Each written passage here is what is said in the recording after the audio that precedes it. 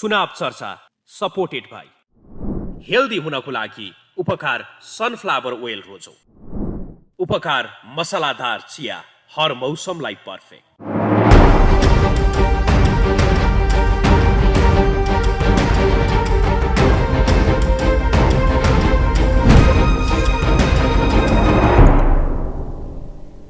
कतिपय ठाउँहरूमा नेकपा माओवादीका नेताहरूले पनि आफ्नो धारणा राखिसकेका छन् कि जनताले गठबन्धन नचाहेका रहेछन् अथवा चाहिँ कांग्रेसबाट धोका भएको मत आफूलाई नआएको भन्ने खालको अभिव्यक्तिहरू पनि सार्वजनिक गरिराखेका छन्। जतिपय ठाउँहरूमा गठबन्धन भएको थियो ती गठबन्धन भएको ठाउँहरूमा नेपाली कांग्रेसका उम्मेदवारहरू लगभग जितेको देखिन्छ भने अन्य जसरी नेकपा एस लगायत अन्य पार्टीहरू सत्तारूढ पार्टीहरूको गठबन्धन भएको ठाउँमा धेरै फराकिलो मतान्तर देखिन्छ।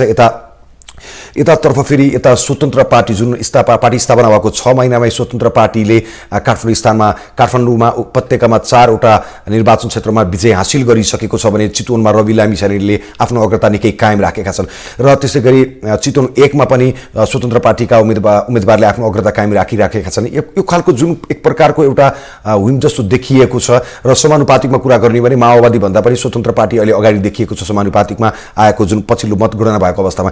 यो राजनीति अब यसको हिसाबले कता जाला कस्तो होला भन्ने आम आकलन रहेको छ। खास गरी राजनीतिक स्थायित्वको लागि संसदमा स्पष्ट बहुमत भएको पार्टी भएको भने कम्तीमा एउटा राजनीतिक स्थायित्वको सन्देश दिन्छ कि भन्ने अवस्था हुने थियो। तर संसदमा यो पटक गाउँमा खिचडी भने जस्तो सबै कुरा मिसिएको जस्तो संसद बन्ने अनुमान यति बेला गरिन्छ र समग्रमा अबको राजनीति कसरी अगाडि बढ्ला भन्ने आम जनताको चासोको विषय बनेको छ। यही विषयमा हामीले कुराकानी गर्नेछौँ राजनीतिक विश्लेषक लोकेश ढकालसँग र उहाँले यो अबको राजनीतिक बाटो के देख्नु भएको छ र यो मतलाई कसरी लिनु भएको छ कुराकानी गर्छु। यहाँलाई स्वागत छ। धन्यवाद। नमस्कार। मैले भनि नै सकेँ यो जुन खालको परिणाम अहिले आइरहेको छ यो परिणामलाई तपाईँले कसरी हेर्नु भएको छ? यो परिणाम मैले यसलाई स्वाभाविक रूपमा लिएको छु। यो परिणामको चित्र हामीले यस निर्वाचनकै क्रममा देखिसकेका थियौँ। नेपाली कांग्रेस लगायत सत्तारूढ गठबन्धनका दलहरूले जुन आशा गरेका थिए कि गठबन्धन गरेर चुनाव गइसकेपछि हामीले 16 ठुलो चुनाव जित्नेछौँ भन्ने त्यो ठुलो भ्रम थियो। मतदाता तपाईँ कुनै राजनीतिक दलका दास होइनन्, कुनै दलको मुठीमा त मतदाता हुँदैनन्, दलका कार्यकर्ता त देखिएन कुनै एउटा दल विशेषको किन गठबन्धन गर्दा नेपाली कांग्रेसका कार्यकर्ताहरू सबैले माओवादीलाई भोट हालेनन् हैन, माओवादीका कार्यकर्ताहरूले पनि सबैले कांग्रेसलाई भोट हालेन, त्यसैले अरू दलले पनि त्यसरी नै हो। एउटा त नेपाली कांग्रेसको एउटा वैचारिक धरातल छ, माओवादीको एउटा भिन्न राजनीतिक विचार सिद्धान्त मिल्दैन भन्ने विपरीत ध्रुवका राजनीतिक दलहरूको बीचको गठबन्धनलाई जनताले खारेज गरिदिए निर्वाचनबाट। एकातर्फ चाहिँ यो गठबन्धन के खालि माओवादी लगायत माओवादीलाई गठबन्धन आवश्यकता थियो होला, नेकपा यसलाई आवश्यकता थियो होला, पार्टीबाट छुट्टिएर भर्खर राजनीतिक दल निर्माण गर्दै गरेको अवस्थामा माओवादी केन्द्र छिन्न भिन्न भएर हिजोको माओवादी त होइन, छिन्न भिन्न भएर टुक्रा टुक्रा भएर अहिले एउटाको धारको लिडरसिप प्रचण्डले गरिरहेका छन् र नेकपा एमालेबाट फुटेर बनेको नेकपा यस एकीकृत समाजवादीले सङ्गठन निर्माण पनि गरिसकेको थिएन। यो स्थितिमा कांग्रेसको सहारा लिएर कांग्रेसको टेकोबाट राष्ट्रिय दल बन्ने संसदमा आफ्नो उपस्थिति राम्रो बनाउने जमरको उहाँहरूलाई बाध्यता थियो, नेपाली कांग्रेसलाई थिएन। नेपाली कांग्रेस पार्टीले एक्लैले 165 सिटमै चुनाव लडेको भए योभन्दा कांग्रेसको पोजिसन अझ बलियो हुन्थ्यो, अझ राम्रो उपस्थिति हुन्थ्यो।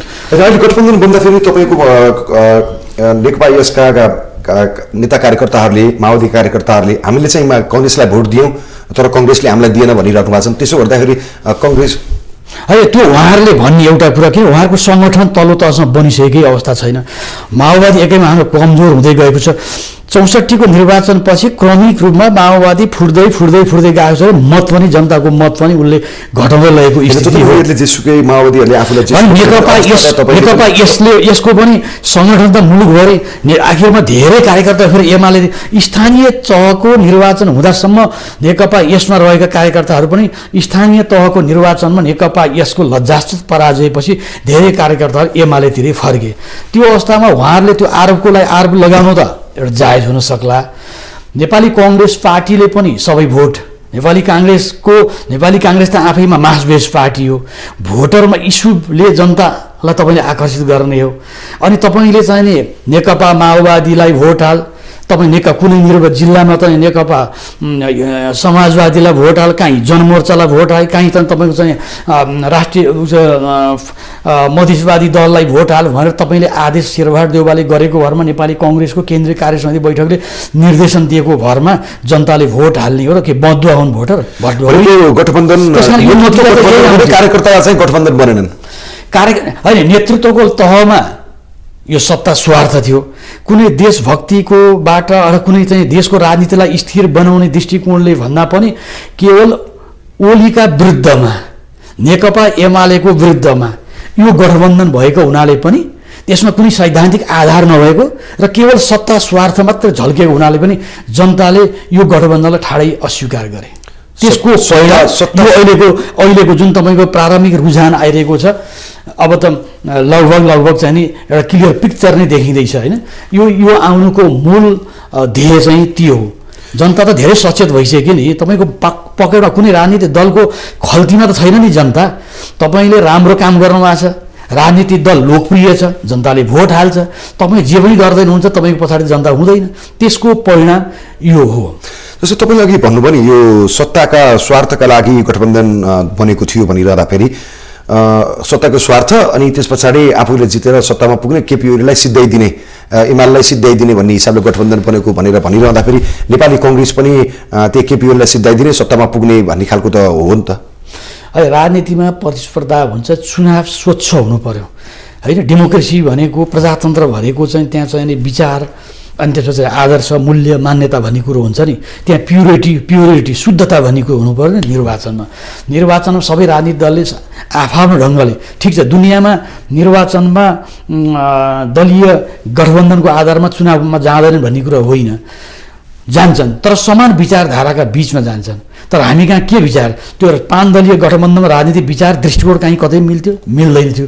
केवल संसदमा बहुमत पुर्याउने र सत्तामा फेरि हामी आलो पालो प्रधानमन्त्री हुने, मन्त्री हुने भन्ने दृष्टिकोण बाहेक अरू देखिएन। ठिक छ, भारतमा पनि तपाईँको एनडिए र युपिए छ, सेकुलर फोर्स र नन सेकुलर फोर्सको बिचमा राष्ट्रिय स्तरमा गठबन्धन छ। निर्वाचनमा पनि थोरै बहुत त्यसको इम्प्याक्ट देखिन्छ। तर हामी कहाँ के त्यो हो त, कुनै दृष्टिकोणमा काङ्ग्रेसको विचार र माओवादीको विचार कहीँ मिल्न सक्छ? मिल्दैन। भने हामी विचार मिल्दै नमिल्ने दलहरूसँग चाहिँ जुन किसिमले चाहिँ गठबन्धन गऱ्यौँ, नेपाली कङ्ग्रेस पार्टीभित्र पनि त्यसको चाहिँ व्यापक रूपमा चाहिँ विरोध थियो। हालाकि पार्टी सभापतिको चाहना भइसकेपछि उहाँले पार्टी केन्द्रीय कार्य समितिबाट पेलेर त्यसलाई अनुमोदन गराउनुभयो, काङ्ग्रेस गठबन्धनमा गयो। तर आम कार्यकर्ताले यसलाई स्वीकारे। म काङ्ग्रेसको एउटा कार्यक्रम हुन त, हालाकि तपाईँले यहाँ मलाई परिचय गराउँदाखेरि नेपाली काङ्ग्रेसको कार्यकर्ता अथवा नेपाली काङ्ग्रेसको एक्टिभिस्ट भन्दा पनि स्वतन्त्र विश्लेषकको रूपमा फेरि बोलाउनु पाएको हो कि म बुझ्दिनँ। हालाकि म आफू आलोचनात्मक रूपमा काङ्ग्रेसको एउटा कार्यकर्ता भएर पनि म आलोचनात्मक रूपमा आफ्नो विचार टिप्पणीहरू प्रस्तुत गर्छु। म आफै यो निर्वाचनमा नेपाली काङ्ग्रेसले गठबन्धन बोकेछु। म आफै पनि पार्टीले टिकट दियो भने चुनाव लडौँला भनेरै बसेका थिएँ, पार्टीले टिकट त दिएन। तर म गठबन्धनको उम्मेदवारलाई प्रचार गरेर म हिँडिनँ। नेपाली काङ्ग्रेसको रुख चिन्हको पक्षमा म प्रचारमा हिँडेँ। म कुनै पनि निर्वाचन क्षेत्रमा चाहिँ नि गठबन्धनका नाममा माओवादीलाई, नेकपा, यसलाई, जनमोर्चालाई, अन्य दललाई मैले भोट माग्न हिँडिनँ। भनेपछि आम रूपमा कार्यकर्ताहरूमा त्यो कुण्ठा, त्यो निर्वाचनमा लागि जो पदाधिकारी छन् लाग्दियो पार्टीले निर्णय गरेको छ भनेर फेस सेभिङ गर्न लाग्ने बाहेक त्यो निर्वाचनमा अभियानमा हिँडेको मान्छेले पनि गठबन्धनलाई भोट हालेको छैन, आफूलाई मन लाग्न हाल्यो। त्यो भएको हुनाले काङ्ग्रेसले कम्युनिस्टलाई भोट हाल्दैन, काङ्ग्रेसका परम्परागत मतदाताले। त्यसको परिणामले पनि स्वतन्त्र उम्मेदवारलाई फाइदा भयो, त्यसको परिणामले स्वतन्त्र पार्टीलाई पनि फाइदा भयो, राप्रपालाई पनि फाइदा भयो। यो कसरी भनिरहनु भएको छ कि काङ्ग्रेसले कम्युनिस्टलाई हाल्दैन, कम्युनिस्टले काङ्ग्रेसलाई हाल्दैन? किनभने स्थानीय तहको निर्वाचन जुन भएको थियो, स्थानीय तहको निर्वाचनमा हाल्यो, त्यही हालेर त्यही खालको परिणाम आयो नि त। अनि स्थानीय तहको निर्वाचन र राष्ट्रिय चुनावको क्यारेक्टरमा केही फरक हुन्छ। स्थानीय निर्वाचनमा उम्मेदवारहरू धेरै हुन्छ, वडा तहसम्म हुन्छन्। त्यो अवस्थामा भोट कास्ट पनि बढी हुन्छ, किन उनीहरूले चाहिँ मतदाताहरूलाई आकर्षित गर्छन्, घर घरमा जान्छन्। यसमा चाहिँ राष्ट्रिय स्तरको भावना नि प्रतिनिधि सभा निर्वाचन हजुर प्रदेश सभा निर्वाचन तहका मात्रै उम्मेदवार हुने भएको हुनाले उम्मेदवारको सङ्ख्या त थोरै हुन्छ, जनतामा सोझै टच हुँदैन। त्यो कारणले पनि त्यसको अलिकति असर त गर्छ नै। तर स्थानीय तहको निर्वाचन जस्तै उहाँहरूले सोचेरै अब स्थानीय तहको निर्वाचनमा काङ्ग्रेस ठुलो पार्टीको रूपमा, त्यस पछाडि जाने माओवादी तेस्रो पार्टीको रूपमा भएको जस्तै अहिले पनि हुन्छ भनी सोचेर सत्तारूढ गठबन्धनका नेतृत्वहरू यो गठबन्धनका लागि लालायित हुनुभएको पनि थियो। तर यो नतिजा यो आउँदैन भन्ने कुरो चाहिँ हामीले चाहिँ बुझेका थियौँ। यसरी मैले धेरै पटक आफ्ना चाहिँ विश्लेषणहरूमा, मेरा आफ्ना राइटिङहरूमा पनि मैले विगतमै यो एकातर्फ त गठबन्धन सिद्धान्तहीन गठबन्धनको औचित्य छैन, यसले जनताले स्वीकार गर्दैन। एउटा त नेपाली कङ्ग्रेस जस्तो राष्ट्रवादी शक्ति, प्रजातान्त्रिक शक्तिले माओवादीसँग केवल सत्ताको लागि होइन, हामीले राजनीति विचार दर्शन चिन्तन सबैलाई छोडेर केवल सत्ताका लागि चाहिँ नि हामीले जोसँग पनि गलतजोड गर्ने हो भने त काङ्ग्रेस पार्टीको औचित्य रहँदैन। यदि त्यस्तो गर्न त बिपी कोइरालाले त सधैँ प्रधानमन्त्री बन्न सक्नुहुन्छ। पुष्य गते घटना हुँदै हुँदैन थियो, राजा महेन्द्रसँग अलिअलि खुसामत गरे, अब दिल्लीसँग अलिअलि खुसामत, नेहरूसँग खुसामत गरेको, उहाँले त प्रजातान्त्रिक मूल्य मान्यतामा अड्नु हो, निष्ठा गर्नु हो, त्यस कारणले जेल जानु बिपीको कङ्ग्रेस, बिपीले थालेको कङ्ग्रेस, बिपीले जन्माएको कङ्ग्रेस त अब यो कङ्ग्रेस त रहेन। त्यो कङ्ग्रेस त देखिसक्यो कि पदका लागि, सत्ताका लागि होला, सबै कङ्ग्रेसमा त्यसो नहोला होइन। शेखर समूह लगायतको समूहले अन्तिम समयसम्म नि गठबन्धन गर्नु हुँदैन होइन, कङ्ग्रेस आफै लड्नुपर्छ भनिरहँदा पछि उहाँहरू पनि अब पार्टी निर्णय गरिसक्यो, जे भयो भनेर स्वीकारिसकेको अवस्था पनि थियो। र तर जुन खालको यदि नेपालको राजनीतिक स्थायित्व नभएका कारण, किनभने कङ्ग्रेसले त्यो नेतृत्वले किन बुझेन भनेर म प्रश्न किन राखेँ भने कम्युनिस्टहरू मिलेर 2074 सालमा माओवादी र एमाले मिलेर गठबन्धन, वाम गठबन्धन बनाएर पछि पार्टी एकीकरण समेत गरेर 5 वर्षको लागि स्थायी सरकार बनाउने चान्स पाउँदा समेत पुष्पकमल दाहाल प्रचण्ड माधव नेपाल समाजको समूहले आफ्नै सरकार विरुद्ध अविश्वासको प्रस्ताव लैजाने तयारी भइसके पछाडि केपी ओलीले संसद विघटन गरे, दुईचोटि संसद विघटन गरे। त्यति बेला पहिलो चरणमा त शेरबहादुर देउवाले निर्वाचनमै जाउँ भन्नुभएको थियो, पछि प्रचण्ड माधव नेपाल लगायतका दलहरू सरकार बनाऊ अब किस्तीमा प्रधानमन्त्री भइदिनुहोस् भनिसकेपछि, तर चाहिँ त्यत्रो आफू मिल्दा त उनीहरू आफू मिल्न सकेनन् भने अब यो अहिलेको अब हुन त गठबन्धनको बहुमत आउने अवस्था देखिएको छैन भनेपछि त कसरी कङ्ग्रेसको शेरबहादुर देउवा सहितको समूहले आश गर्यो कि उहाँहरू हामीसँग मिल्छन्, हामी हुन त प्रचण्डले 25 वर्ष गठबन्धन गरिदिन्छु पनि भने हो। अब यसलाई चाहिँ कसरी, मेरो सभापतिले पनि 20 वर्ष यो गठबन्धनको औचित्य छ, 20 वर्षसम्म गठबन्धन जान्छ भनेर भन्नुभयो। अब मलाई लाग्छ यो निर्वाचनको परिणामले अब त्यो गठबन्धन चाहिँ नि त्यो रङको र जुन ढङ्गको चाहिँ नि गठबन्धनका दलहरूको नेताहरूको चुनाव पराजयपछि बिस्तारै जुन किसिमका स्वरहरू, अभिव्यक्तिहरू, आक्रोशहरू आउँदैछन्, अझ त्यो आउने क्रम जारी छ। अझ त्यो अन्तिम नतिजा आइसकेपछि अझ हामी त्यसलाई माथिल्ला नेताले भनेका छैनन्, बिचका स्तरका नेताले भनेका छन्। त्यो स्थितिमा एकातर्फ गठबन्धनको स्पष्ट बहुमत आउने अवस्था देखिया छैन अहिलेसम्म रुझानलाई हेर्ने हो भने दोस्रो त हिजो पनि त दुईटा पार्टी मिलेर एउटा त तपाईँको चाहिँ अहिले त्यस बेला त बरु दुईटा पार्टीको एउटै घोषणापत्र थियो, अहिले त तपाईँको चाहिँ घोषणापत्र पनि एउटा निर्धारण गर्न सक्नु भएन, एउटा घोषणापत्र जारी गर्न सक्नु भएन। कमसेकम न्यूनतम साझा कार्यक्रमका साथ एउटा घोषणापत्र बनाएको भए पनि दल मिलेर हात ठडाएर मिलेर अब एउटै, अब मेरो क्षेत्रमा काङ्ग्रेसको उम्मेदवारै छैन, मेरो हातमा काङ्ग्रेसको भोट घोषणापत्र छ, मैले माग्नु परेको छ चाहिँ माओवादीलाई, मैले माग्नु पर्छ नेकपा यसलाई, उनीहरू छुट्टा छुट्टै घोषणापत्र बोकेर हिँडेका छन्। मैले के को आधार, कुन घोषणापत्रको आधारमा जनतासँग भोट माग्ने, कस्तो विरोधाभास थियो भन्नुहोस् त। राजनीतिक चुनाव तपाईँले भोट चाहिँ दिनु भएन? मैले भोट दिएँ नि, गठबन्धनलाई दिनुभयो? मैले भोट दिएँ। मेरो फेरि तपाईँको चाहिँ विशेष के छ भने म जहाँ चुनाव लड्थेँ, हिजो त काठमाडौँ क्षेत्र नम्बर 1 त काठमाडौँ, म चुनाव लड्दाको प्रतिनिधि सभाका चुनाव लड्दाको क्षेत्र त 5 ठुलो थियो। काठमाडौँ क्षेत्र नम्बर पहिला त 5वटा क्षेत्र थियो, अहिले 10वटा थियो, त्यो न पहिला 7वटा थियो। म अहिले बस्छु क्षेत्र नम्बर 4मा, मेरो भोटर लिस्ट त्यहीँ छ। त्यहाँ त मैले चाँडै भोट हाल्न पाएँ नि। जहाँ मेरो कर्मथलो, म जहाँ गएर प्रतिनिधि सभा मैले चुनाव लड्दै आएकोमा, जहाँ म अहिले पनि मेरो नाम सिफारिस भएको थियो, त्यो क्षेत्रको एउटा क्षेत्रमा काङ्ग्रेसको प्रदेश सभा उम्मेदवार हुनुहुन्थ्यो। अर्को क्षेत्रमा त त्यही दुईवटा समानुपातिमा भोट हाल्नु बाहेक काङ्ग्रेसले चाहिँ प्रत्यक्ष भोट हाल्ने ठाउँ नै रहेन।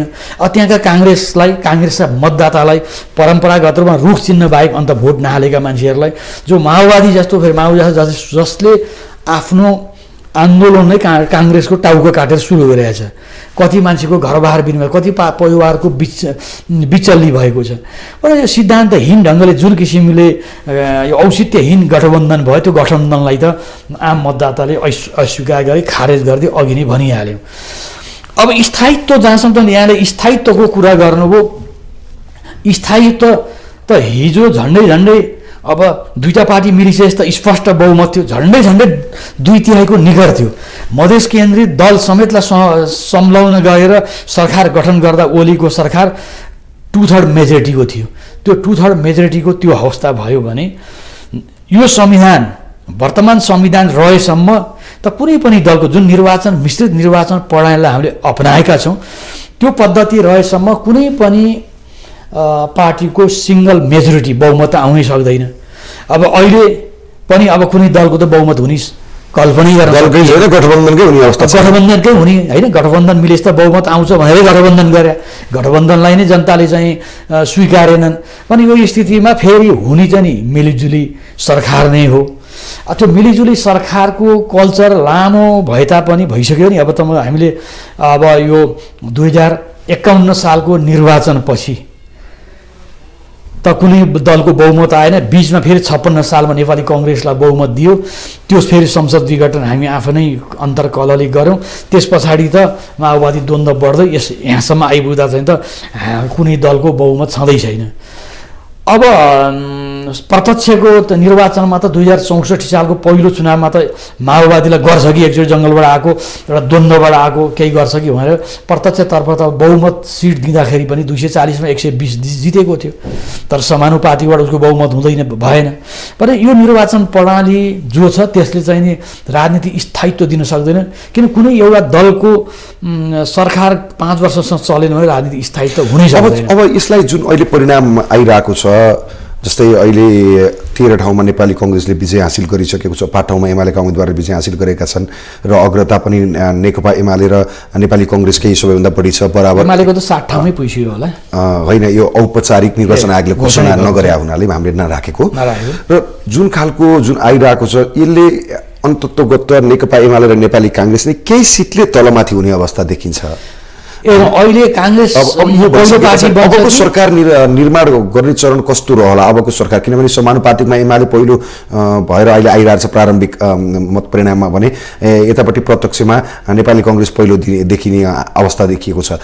त्यो हिसाबले हेर्ने हो भने अबको सरकार निर्माणको चरण तपाईँको नजरमा गठबन्धनको त बहुमत नआउने स्थिति भइसकेको छ, समानुपातिकमा स्वतन्त्र पार्टीभन्दा पछाडि परेको छ माओवादी, अब उतापट्टि त 10औं 11औं स्थानमा छ समानुपातिकमा के अरे जसपा भन्न आयो त्यो समाजवादी भने पछाडि अबको सरकार निर्माणको सम्भावना तपाईँले देख्नु भएको छ के हो?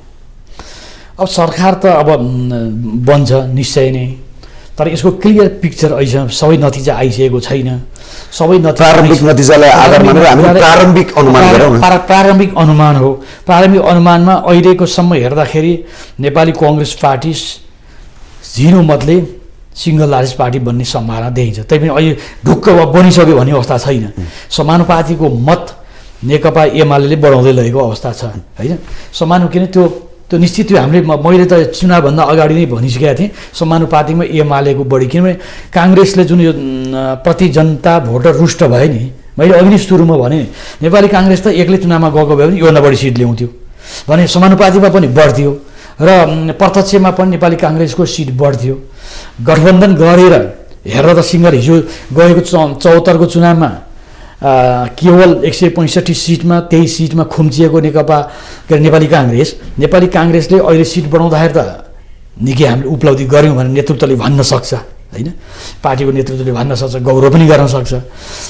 तर काङ्ग्रेसले नेपाली काङ्ग्रेस पार्टीको इतिहास र काङ्ग्रेसले चाहिँ सारा यो नेतृत्व नेपालको राजनीतिको नेतृत्व गरेको, शान्ति प्रक्रियाको संविधान निर्माण गर्नेदेखि सबै नेतृत्व गर्दै आयो भने जो हामी दाबी पनि गर्दै आएका छौँ, त्यसको आधारमा जनताले किन काङ्ग्रेसलाई पटक पटक दण्डित गर्दै गएका छन् त होइन। त्यो अनुसार अहिले पनि गठबन्धन गरेको कारणले काङ्ग्रेससँग जनता रुष्ट भएर यो स्थिति आएको छ। तर एमाले पनि लार्जेस्ट पार्टी बन्न सक्छ। अब चुनावभन्दा अगाडि यहाँलाई म स्मरण गरौँ, नेकपा एमालेका अध्यक्षले काङ्ग्रेससँग पनि गठबन्धन हुनसक्छ भन्ने सङ्केत पनि गर्नुभएको छ। एउटा इन्टरभ्यूमा अन्तिम दिनमा काङ्ग्रेससँग पनि मिलेर अगाडि बढेर यदि अवस्था जान सक्ने सम्भावना रहन्छ भनेर भन्नुभएको। र एउटा न्यूनतम साझा कार्यक्रमका साथ परिपक्व राजनीति गर्ने, नेपालको राजनीतिलाई प्रजातन्त्रलाई स्थायित्व दिने, राजनीतिक स्थिरता कायम गर्ने, देशलाई विकासको बाटोमा लैजाने जनताको चाहना अनुसार र दुईटै राजनीतिहरूले राजनीतिक मेच्युरिटी देखाए, राजनीतिक परिपक्वता देखाए र देशलाई सफल नेतृत्व दिने गरी मिलिजुली सरकार दुईटा पार्टी मिलेर सरकार बन्यो भने 5 वर्षसम्मको लागि त्यो गर्यो सरकार चलाइदियो भने त्योभन्दा सबभन्दा सुन्दर पक्ष केही पनि हुँदैन। त्यसको पनि राजनीतिमा असम्भव त केही पनि हुँदैन। सम्भावना र असम्भावनाको खेल नै हो राजनीति भनेको। त्यस कारणले काङ्ग्रेसबाट प्रस्तावलाई काङ्ग्रेसबाट कतैबाट प्रतिक्रिया आएको छैन। एउटा काङ्ग्रेसको कार्यकर्ता हुनुको नाताले नेकपा एमाले पनि लामो 32 वर्षको संसदीय अभ्यासबाट आएर अब हिजोको जस्तो 48 सालको जस्तो एमाले होइन, ऊ एउटा संसदीय पद्धतिबाट खारिएर आइसकेको एमाले छ। अरू पार्टी माओवादी अरू सानातिना पार्टीहरूसँग चाहिँ मिलेर काङ्ग्रेसले सरकार बनाउनु भन्दा एमालेसँग चाहिँ मिलेर दुईटा ठुला पार्टी मिलेर सरकार बनायौँ भने यसले लङ टर्म डेमोक्रेटिक प्रोसेसलाई, राजनीतिक स्थायित्वको लागि र देश विकासका लागि पनि राम्रो काम गर्न सक्छ। होइन भने चाहिँ काङ्ग्रेसले फेरि सबै साना दलहरूलाई चाहिँ तपाईँको चाहिँ नि यो भ्याउताको धारणी पुर्याउनु पर्ने हुन्छ। अब साना दलहरूलाई फेरि समेटेर विभिन्न तर्फ मुख फर्किएका अब नयाँ दल आएको छ सानो, अघि नै पनि यहाँले पृष्ठभूमि बताउनु भयो, केवल 5 महिनाको अवधिमा राष्ट्रिय स्वतन्त्र पार्टी, एउटा युवा पत्रकार, हाम्रो त टोलको भाइ नै हो, चावेल धेरै बस्नुहुन्छ, रवि लामिछानेजीले होइन, एउटा चमत्कारै हो यो, एउटा युवाले यति छोटो अवधिमा पनि यो उहाँको चमत्कार, उहाँको योग्यता, उहाँको कम्पिटेन्स क्षमता भन्दा पनि मूलधारका राजनीतिप्रतिको चरम वितृष्णाको प्रतिफल भनेको यो मतले अहिले राप्रपाले बढाउनुमा एउटा कारण छ। एउटा कमल थापा जस्तो व्यक्ति पार्टीबाट गइसकेपछि राप्रपा अलिकति शुद्धिकरण पनि भयो र राप्रपाले एउटा लिङ्गदेल जी जो एउटा चाहिँ लिम्बूको छोरोले जुन मुद्दा बोकेर क्लियरली एउटा त हिन्दू राष्ट्रको त्यो कन्स्टिट्युएन्सी पनि नेपालमा ठुलो शक्ति हो नि त त्यो, अनि राज संस्था र अनि त्यसै गरी उहाँले चाहिँ एउटा भ्रष्टाचारको विरुद्धमा, देश जर्जर रूपमा भ्रष्टाचारमा फँसेको छ, यी ठुला राजनीतिक दलका नेताहरूले त्यसलाई चाहिँ चिर्न सकेनन् र त्यसको नेपाली राजनीतिमा त्यो चरम निराशाको बिचमा उनले एउटा के भन्यो भने भ्रष्टाचार गर्नु भनेको आमाको रगत खानु बराबर हो भनेर एउटा सन्देश दिए नेपाली जनतालाई र त्यसले राप्रपाप्रतिको जनतामा अलिकति आकर्षण बढाउनाले राप्रपा हिजो एउटा सिट थियो संसदमा भने अहिले केही सिटसहित समानुपातिमा पनि राम्रै थप सिट्सका साथ उनी अहिले चाहिँ संसदमा, मलाई लाग्छ संसदमा चाहिँ नि राष्ट्रिय पार्टी, मान्यता प्राप्त राष्ट्रिय पार्टीको रूपमा राप्रपा प्रवेश गर्ने सम्भावना देखिया छ। यी सबै पार्टीहरूको संसदमा उपस्थितिले केही संसदमा रौनकता त ल्याउँछ, केही रोचकता पनि ल्याउँछ, जनतामा चासो पनि बढाउँछ। जस्तो हामीलाई प्रतिबन्धित कालमा पञ्चायती व्यवस्थामा, पञ्चायतको संसदमा, राष्ट्रिय पञ्चायतमा प्रजातन्त्रवादी खेमाका, वामपन्थी खेमाकै केही संसदहरू त्यहाँ पुगेका थिए र तिनले संसदमा अलिकति चाहिँ बोल्ने अभिव्यक्तिले हामी जस्ता प्रतिबन्धित कालमा पञ्चायती व्यवस्थाको विरुद्धमा प्रजातन्त्रको लागि लडेका युवाहरूलाई त्यसले ऊर्जा दिन्थ्यो। त्यस्तै केही संसदलाई रोचक बनाउने, केही आकर्षण बनाउने काम त हुन्छ। संसदमा चर्काचर्की रमाइलो होला, चर्काचर्की रमाइलो होला होइन, पक्ष प्रतिपक्ष पनि रमाइलो होला। तर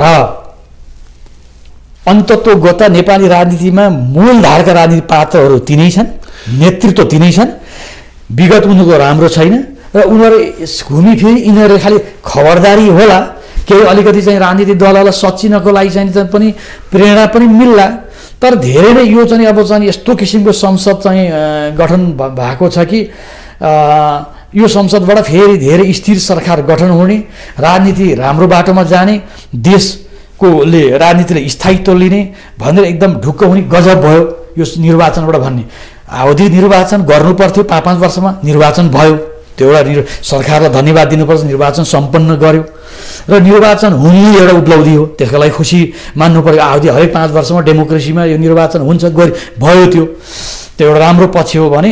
तर निर्वाचनबाट आएको नतिजा त्यो एकदमै हौसिएर अब देशका लागि एकदम के न हुन्छ भने धेरै हौसिने स्थिति चाहिँ होइन। अब तपाईँले कुरा गर्नुभयो होइन यो स्वतन्त्र पार्टीको विषयमा। स्वतन्त्र पार्टीको 4 जना निर्वाचित भइसकेको अवस्था र 4 जना अग्रता लिइरहेका छन् र समानुपातिकमा पनि 2-4 जना अरू थपिने अवस्था रहन्छ।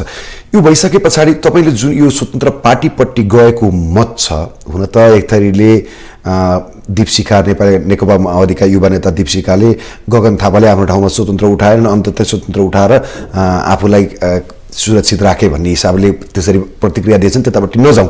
तर जुन खालको यो काठमाडौँ उपत्यकामा र अनि यो जस्तै पोखरामै कास्की जिल्लामा पनि कास्की क्षेत्र नम्बर 2 र 3 मा स्वतन्त्र उम्मेदवार केही दिन सुरुवाती चरणमा निकै अग्रता लिइरहेका थिए, भलै अहिले तल छन्।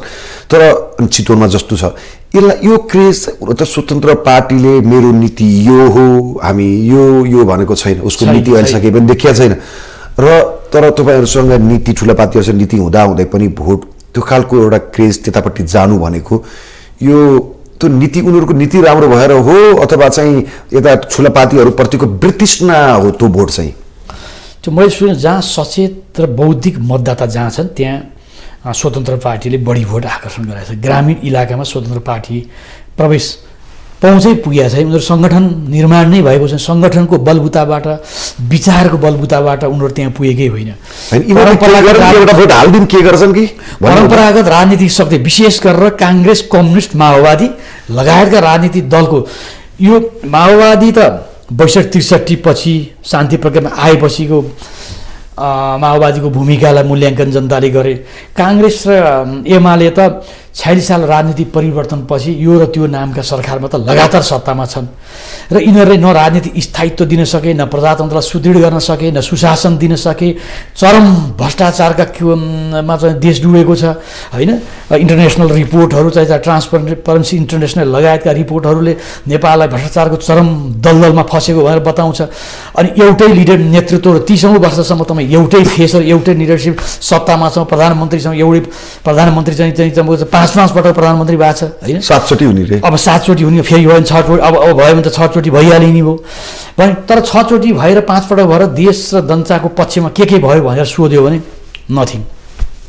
यो जनता चरम काङ्ग्रेस र कम्युनिस्ट, काङ्ग्रेस अलिकति सचिएर आइदियोस्, शान्ति प्रक्रिया र संविधान निर्माणको नाममा काङ्ग्रेसले आफ्ना फाउन्डिङ प्रिन्सिपल छोड्यो। बीपी कोइरालाले नेपालको राजनीतिका लागि स्वयं काङ्ग्रेसका लागि सेटिङ गरेर गइदिनुको विचार र चिन्तनलाई पनि छोडेर काङ्ग्रेस धेरै पर हामी वामपन्थी भाषमा फस्यौँ। एकातर्फ भ्रष्टाचारको दलदल छँदैछ, नयाँ आएका युवाहरूले पनि यसलाई सिएर काङ्ग्रेसलाई सही बाटोमा अगाडि बढाउन सकेन। यी सबै कारणबाट जनता यी काङ्ग्रेस र कम्युनिस्टका लिडरसिपप्रति चरम निराशामा थिए र त्यो दल जो नयाँ आएको दलले पनि यिनीहरूका यही चरम निराशाकैमै खेलेर, निराशामाथि एट्याक गरेर, निराशामाथि तपाईँ ह्यामरिङ गरेर जनतालाई आफूतर्फ आकर्षित गर्न सके। निराशाको अभिमत एक किसिमले भन्ने नो भोटको ठाउँ थिएन, नो भोटको ठाउँ यी पार्टीहरूले दिए विकल्पको रूपमा भोट हाली ठाउँ। जसरी गएको चुनावमा बालेनले त्यही नो भोटको ठाउँ दियो। राजनीतिक दलप्रतिको निराशाकै अभिव्यक्ति थियो नि बालेनले। हालाकि यो 6 महिनाका बिचमा उनले काम गरेर केही गर्न कोसिस गरिरहेका छन्, उनले जनतालाई आकर्षित गर्ने प्रयास गरिरहेका छन्। त्यही नै हो समग्रमा। अरू धेरै विश्लेषण लामो होला, अहिले हामी सबै समग्रमा जान नसकौँला। तर यथार्थमा यो मूल धारका राजनीतिप्रतिको कुशासन, भ्रष्टाचारको यो चाहिँबाट जनतामा छाएको चरम निराशाको प्रतिफल अरू स्वतन्त्र उम्मेदवार, त्यसै गरी राष्ट्रिय स्वतन्त्र पार्टीले काठमाडौँ जस्तो सचेत मतदाता, चितवन होइन, काठमाडौँपछि चितवन त्यत्तिकै सचेत राजनीतिक क्षेत्र हो। पोखरा भन्नुहोस्, विराटनगरै भन्नुहोस्, अरू मेजर सिटीहरूमा पनि चुनावै नजिता तापनि प्रतिस्पर्धामा 1 नम्बर, 2 नम्बर, 3 नम्बर काहीँ न काहीँ त उनीहरूको उपस्थिति छ, राष्ट्रिय राजनीतिमा देखिएको छ। हालाकि मैले सुनेअनुसार करिब उनीहरू 130 कति जति ठाउँमा उनले उठाए चुनाव। परदेशमा उनीहरूले उठाएको छैन, परदेशमा पनि उठाएको भए 165 क्षेत्रमै सायद यिनीहरूले यो किसिमको जनताको रेस्पोन्स आउँछन् भन्ने यिनीहरूलाई थाहा पनि भएन र सङ्गठित रूपमा यिनीहरूसँग मान्छे पनि भएन, सङ्गठनै छैन। छोटो अवधिमा जे जति गरे त्यो जनता एकदम ओजिलो व्यक्तित्व रवि लामिछानेको विचार र चिन्तनबाट गदगद भएर भोट हालेको पनि होइन, यो पार्टीको विगत छैन, वर्तमान पनि छैन, त्यो हेरेर पनि होइन। भनेपछि के एकचोटि विगतमा चाहिँ नानी मैयालाई चाहिँ भोट दिए जस्तै गरी एकपटक काङ्ग्रेस र कम्युनिस्ट र एमालेहरूलाई देखाउनुपर्छ यो नयाँ शक्तिलाई दिउँ भनेर जनताले सचेत मतदाताले जस्तै अलिकति यो हेरौँ के हेरौँ विगत हेर्दाखेरि के देखिन्छ भने जस्तै 2064 सालमा जुन माओवादीले जुन खालको हुइम गरेर 240 मा 120 सिट हासिल गरेको थियो एक प्रकारको, त्यसपछि जब दोस्रो संविधान सभाको चुनाव भयो त्यति बेला माओवादी तेस्रो शक्तिमा परिणत भयो किनकि जनताले पनि एउटा रेगुलर शक्ति जुन एमाले कांग्रेस रहेका छन् त्यो रेगुलर शक्ति बाहेक कहिलेकाहीँ तीबाट आजित भएर यसले केही गरिदिन्छ कि भन्ने आशले मतदान गर्ने, पछि चाहिँ टेस्ट गर्ने, तर पछि केही भएन भने चाहिँ त्यो छोडिदिने गर्छन् र त्यो चाहिँ यो स्वतन्त्र पार्टीमा नि देखिन्छ होइन। स्वतन्त्र पार्टी के अब यो चाहिँ अब झन् अब आगामी निर्वाचन अलि बढी हुन जान्छ होइन। त्यसमा चाहिँ नि अब करिस्मेटिक लिडरसिप छैन। स्वतन्त्र पार्टीले भोलि खेल्ने भूमिका यता जतिजना संसदले जितेर आएका छन् उनीहरूले गएर संसदमा राम्रो भूमिका निर्वाह गरे, खबरदारी गरे, यी ठुला दलहरूलाई पनि तपाईँको चाहिँ सचेत गराउने काम गरे र जनताको मन जित्न सके भने यो थप सङ्गठित बन्दै जान्छ होइन। यदि गर्न सकेनन् भने फेरि पानीको फोका जस्तै यो हराउँछ। जसरी माओवादीलाई एकचोटि चाहिँ दिउँ न त 10 वर्ष, एक त त्यो बेला चुनाव पुरै माओवादीको कब्जामा चुनाव थियो, हजुर उता विचार भएको पार्टी हो होइन। उसको भलै कांग्रेस मिले पनि माओवादी विचार भए तापनि एकताल मौका तपाईँले मौका त उसले पाएको थियो। सरकार बनाउने प्रधानमन्त्री 64 को निर्वाचन पछि गिरिजाबाबु एउटा चुनाव गराउने बेलामा हुनुहुन्थ्यो। त्यस पछाडि त त्यो निर्वाचित सरकार अप्रत्याशित रूपमा जसरी अहिले राष्ट्रिय यो स्वतन्त्र पार्टीले अप्रत्याशित रूपमा उनीहरूले पनि आशा नगरेको सफलता प्राप्त गरिरहेका छन्, त्यो निर्वाचनमा माओवादीले सोच्दै नसोचेको सफलता प्राप्त गर्यो। ढ्याकै सरकार आयो तर सरकार चलाउन असफल भयो होइन। असफल भइसकेपछि गर्दा गर्दै पार्टी विखण्डित हुँदै हुँदै हुँदै गएर आजको स्थितिमा माओवादी पुगिसकेको छ। 74 मा एमालेसँग गठबन्धन गर्यो, त्यो बेला 74 मा एमालेसँग गठबन्धन नगरेको त्यो पार्टी त्यसै बेला धुलिसात भइसक्थ्यो। स्थानीय चुनावमा काङ्ग्रेससँग चाहिँ गठबन्धन नगरेको गएको स्थानीय चुनावमा एमाले माओवादी केन्द्र भन्ने पार्टीको अवस्था कहाँ खोज्नुपर्ने स्थिति हुन्थ्यो। अहिले पनि काङ्ग्रेससँग जे जति भए पनि काङ्ग्रेससँग गठबन्धन गरे हुनाले माओवादी केन्द्रले आफ्नो पोजिसन थोरै भए पनि जति मत ल्याएछ उसले आफ्नो पार्टीको बुताले भन्दा पनि, हालाकि काङ्ग्रेसका मतदाताले भने जस्तो गरी यो पानी खन्याएर गिलासबाट अर्को गिलासमा पानी खने जस्तो गरी मतदाता त्यसरी ट्रान्सफर हुँदैनन् भन्ने कुरो उनीहरूले सोच्नु पर्थ्यो। परम्परागत रूपमा प्रजातान्त्रिक शक्ति काङ्ग्रेसलाई भोट हाल्दै आएका मतदाताले माओवादी जस्तो उग्रवादी कम्युनिस्टलाई भोट हाल्दैन भन्ने कुरो सोच्नु पर्थ्यो। थोरै चुनिएर केही गरेर भए पनि मत त माओवादी काङ्ग्रेसको परम्परागत मतमा केही पर्सेन्ट भए पनि माओवादीमा पनि खस्यो, समाजवादीमा पनि एकीकृत समाजवादी पनि खस्यो, तर उहाँहरू सोचे अनुसारको चाहिँ नि खस्दैन थियो। त्यसलाई तपाईँहरू धोका भन्नुहुन्छ कि हामीले अपवित्र गठबन्धन गर्न नपर्ने कुरा गठबन्धन नगर्न पर्थ्यो, त्यो मूल्याङ्कन चाहिँ राजनीतिक दलहरूले भोलि गर्ने हो। बाबुराम भट्टराईले छोडेर प्रचण्ड गोर्खा नगएको भए तपाईँले के देख्नु भएको थियो? प्रचण्ड गोर्खा नगएको भए त प्रचण्ड गोर्खा गएकै चितवनमा विभिन्न चाहिँ तपाईँको चाहिँ खुफिया एजेन्सीहरू रिपोर्टले प्रचण्डलाई चितवनमा जित्न गाह्रो हुन्छ भन्ने रिपोर्ट आएपछि उनले त्यो ठाउँ छोडेर गोर्खा गएका। अब अन्तिममा एउटा प्रश्न मात्रै सोध्न चाहेँ। अब तपाईँ नेपाली कङ्ग्रेसभित्रको एउटा आलोचक विश्लेषक हो, नेपाली पार्टीभित्रकै आलोचना बढी गरेर त्यहाँको गलत कुराहरू पार्टीको प्रतिपक्ष। अब नेपाली कङ्ग्रेसमा अहिले तपाईँले भन्नुभयो नेपाली कङ्ग्रेस झिनो मतले ठुलो पार्टी हुन्छ, त्यो भए पछाडि प्रधानमन्त्रीको लागि हुन सक्ने सम्भावना प्रबल छ। अन्तिम समानुपातिक एमाले काङ्ग्रेसले भन्दा 8-10 सिट नै बढी समानुपातिकमा लिड गरे भने त एमाले पार्टी बन्ने सम्भावना पनि छ। तर प्लस माइनस 5-7 सिटको भरमा को ठुलो पार्टी को सानो पार्टी भन्न सकिँदैन। जेठो र माइलो चाहिँ यही भन्छन्। प्रबल सम्भावना पहिलो पार्टी पनि काङ्ग्रेसकै छ। काङ्ग्रेस पहिलो पार्टी बन्यो भने प्रधानमन्त्रीका लागि सत्ता निर्माणका लागि काङ्ग्रेसले नेतृत्व लिनुपर्ने अवस्था हुन्छ, भलै विभिन्न पार्टीहरूसँग छलफल होस्। त्यसपछि प्रधानमन्त्री को होला? एकातिर तपाईको पार्टीको संस्थापन पक्षका मानिसहरू प्रधानमन्त्री शेरबहादुर नै हो भनिरहेका छन्, गठबन्धनलाई बाहिर राखौँ भने है। अनि त्यसपछि फेरि उता रामचन्द्र पौडेलले तनहुँमा गएर जनतालाई त भन्नुभएकै छ, मलाई प्रधानमन्त्री मागेको छ देशले, तपाईँहरू कुरै बुझ्नुहुन्न भनेर जनतासँग भोट मागिरहनु भएको थियो होइन। उता के अरे शशाङ्क कोइराला, शेखर कोइराला पनि त्यो खालको दाबीमा हुनुहुन्छ। अब योगेश के अरे अब गगन थापाले त हिजो नै संसद दलको नेता बन्न अभियानमा म थालेँ भन्नुभएको छ। यता फेरि प्रकाशमान सिंहले अधिकांशले मलाई प्रधानमन्त्री मागेको छ भन्दै हिँड्नु भएको छ। को होला प्रधानमन्त्री? के लाग्छ तपाईँलाई? काङ्ग्रेसभित्रमा प्रधानमन्त्रीका आकाङ्क्षी त आधा दर्जनभन्दा बढी छन्। अहिले मैले देखेको नेपाली काङ्ग्रेसको आफ्नै परम्परालाई विचार गर्ने हो भने नेचुरल्ली प्रधानमन्त्री हुने शेरबहादुर देउवाले नै हो। किनभने नेपाली काङ्ग्रेसको पार्टी सभापति पनि हुनुहुन्छ, वर्तमान सरकारमा प्रधानमन्त्री हुनुहुन्छ, उहाँकै लिडरसिपमा चुनाव भयो। अब जे जति भए पनि काङ्ग्रेसले विगतको भन्दा बढी सफलता पनि ल्यायो। राम्रो गर्यो नराम्रो गर्यो जे गर्यो काङ्ग्रेसले 74 को चुनावभन्दा त बढी सफलता पनि प्राप्त गरेको छ। यो स्थितिमा नेचुरल्ली चुनाव पछिको यदि सरकार काङ्ग्रेसले सरकारको नेतृत्व गर्ने अवसर पायो भने शेरबहादुर देउवा नै प्रधानमन्त्री हुने नेचुरली उहाँकै हक हो। अरूले सपना नदेखे हुन्छ?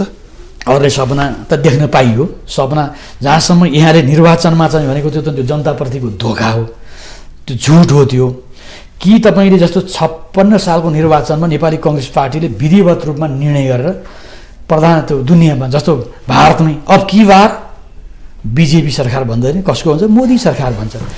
एमाले केपी शर्मा ओलीलाई देखाएको छ। एमाले केपी शर्मा ओलीलाई गर्यो, माओवादीले पनि माओवादी प्रचण्डलाई नै अगाडि सारे, उसको बिचमा नेतृत्वमा त्यहाँ अझ प्रधानमन्त्री होइन राष्ट्रपति सारा थियो, प्रतिस्पर्धी नै थिएन।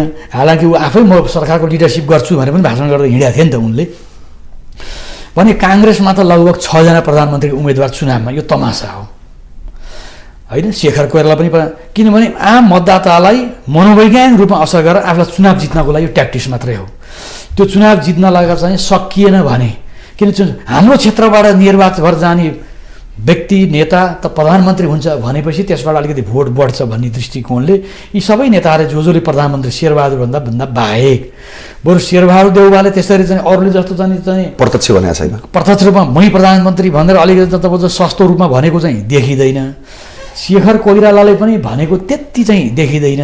शेखर अब हाम्रा यहाँ बुद्धिजीवी भन्नेहरू नै एउटै बुद्धिजीवीहरू काठमाडौँ 4 मा आएर अबको लिडरसिप प्रधानमन्त्री गगन थापा हो भन्छ।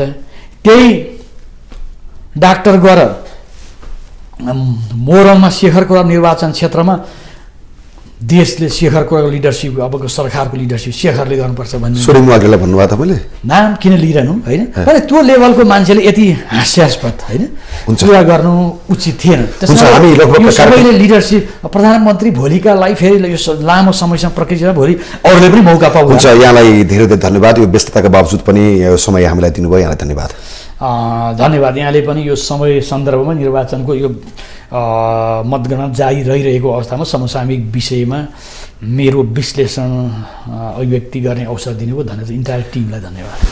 आदरणीय दर्शकवृन्द, उहाँ हुनुहुन्थ्यो नेपाली कङ्ग्रेसमा रहेर पनि नेपाली कङ्ग्रेसका कडा आलोचकका रूपमा परिचय बनाउनुभएका लोकेश ढकाल र उहाँले खास गरी कङ्ग्रेसमा कङ्ग्रेसभित्रमा हुने गलत प्रवृत्तिको कडा रूपमा आलोचना गर्दै आउनुभएको छ र यो निर्वाचनमा आइरहेको यो प्रारम्भिक मत परिणामका लागेका विषयमा हामीले उहाँसँग केही विश्लेषण पनि हामीले गर्ने मौका पायौँ। यसको लागि उहाँलाई धन्यवाद र चुनाव चर्चामा तपाईँलाई निरन्तर हामी जोडिराख्नेछौँ।